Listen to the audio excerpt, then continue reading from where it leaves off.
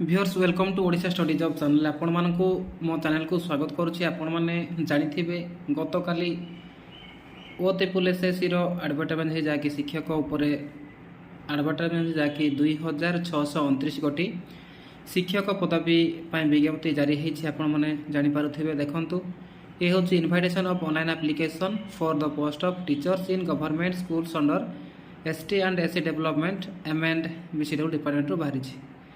आपण मानकर देखंतु रजिस्ट्रेशन डेट हूँ 1/7/2024 आरंभ होगी 25/7/2024 पर्यंत रहिबो। आपण मानकर फॉर्म सबमिशन डेट रोची 1/7/2024 ठारू 31/7/2024 पर्यंत रहिबो। आपण माने एही तारीख पूर्व आपण मानकर जहाँकि टीचर्स वैकेंसी बाहर अछि जहाँकि 2629 गोटी वैकेंसी आपण माने बहुत जल्दी आवेदन करंतु। मो चैनल को गोटे गोटे सब्सक्राइब शेयर करने को निश्चित भूलिबे नहीं, सब्सक्राइब करेंगे। आपण मानक अनुरोध रोची।